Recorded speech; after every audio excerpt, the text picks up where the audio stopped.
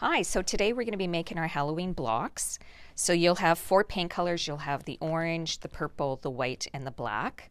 And you'll have two brushes and your stencils and your boards.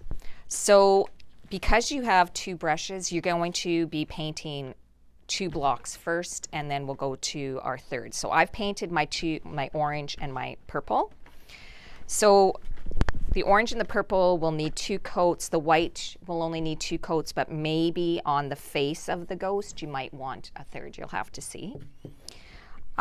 Before I forget, once you paint them, let them sit a couple days if you're going to stack them, because if you stack them right away, the paint is still not very cured and they're going to stick. So just keep them separate for a couple days, and then if you want to stack them, you can. So once you have them painted, the face, so the place where you're going to be putting your stencil, you're going to take your sandpaper and you're just going to do a very light sanding. Not anything too hard. And you're going to do that on your pieces. So like I said, right now I'm working on my orange and my purple. So I'm going to show you how to apply a transfer. So with the stencil, it's a three-part stencil. So the grid is the back, the black is the actual stencil, and this on top is called transfer tape, kind of holds it together when you're taking it apart. So we're going to start with the vampire.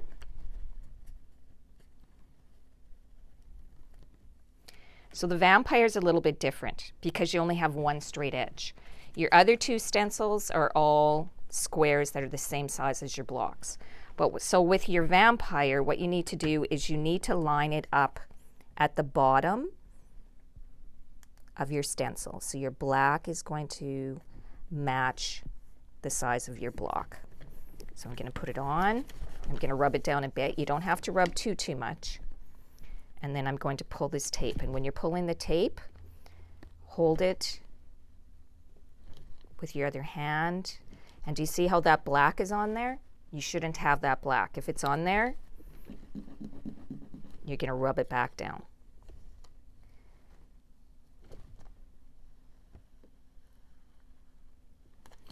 Now this is a little bit wider. That doesn't matter. Okay, and I'm going to show you now with the pumpkin.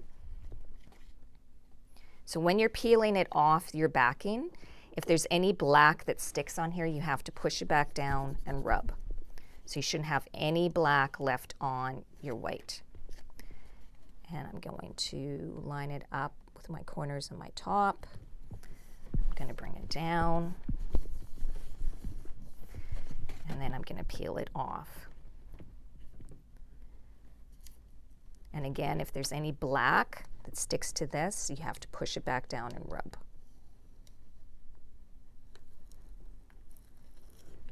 Okay, just make sure that there's no edges curving up. So now with your brushes that you've already painted,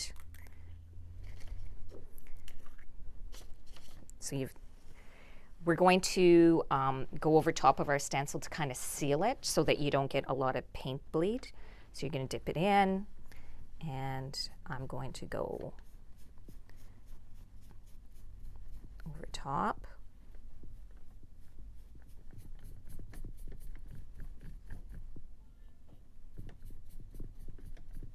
So I'm just putting a light coat over top, and it's the same color as your background. And now I'm going to do that with my orange.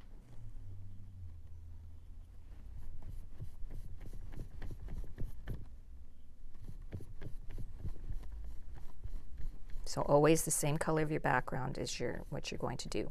So what I suggest you do is paint your block, two of your blocks in the color, apply your stencil, because you already have these two colors done up. Now I'm done with these two colors. I'm going to go wash my brushes so I can use it for the white and the black. So when you're washing them, you're just going to run them under water, put a little bit of dish soap in here, rub it around, and then rinse it really well. If you want to use them right away, pinch it between rags or paper towel, and then we'll go on to our other colors. So we have all three of our blocks painted and the background color put over top of the stencil to seal the stencil. One thing I didn't mention is when you are painting, it's helpful to have a piece of wood underneath so that it doesn't stick, the paint doesn't stick to the surface. So now we're going to apply our black paint, and I'm going to demo on the vampire because he's a little bit different than the other. So with the vampire, this is his hair. We're going to carry it around the edge, up and around. So you don't need a lot of paint on, so I'm going to actually go over top of this at the top. I'll do his face first. And like I said, you don't need a lot of paint on your brush.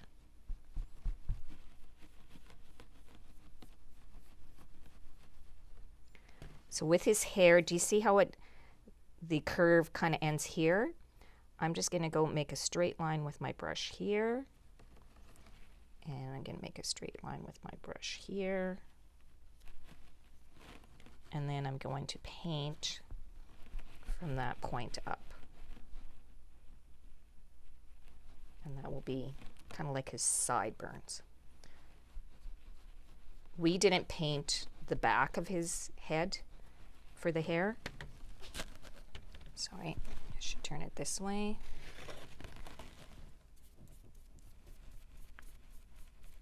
So I've done his hair at the top, his face.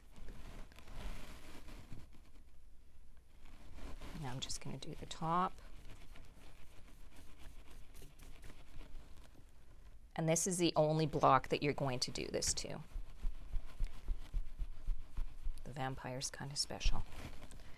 So now I'm going to move on to my other two.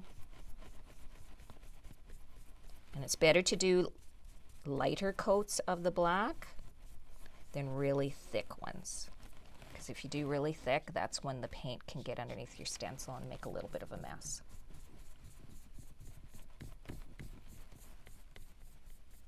So I'll probably do 2 coats of the black, and then we'll come back and I'll show you how you take the stencil off. So I've painted 2 coats of my black on each, and I waited about 5 minutes between coats. Make sure even when you're doing your background coats that you don't rush it, because if you paint too soon, you're actually going to drag your last coat of paint off. So, you know, just let them dry in between. So now I'm going to take off my stencils, and sometimes they're hard to see, so that's why it's good to start at a corner. So I'm going to start with the vampire.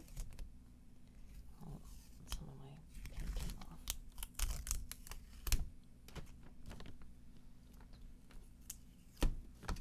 Okay, so you can see that a little bit of my paint came off.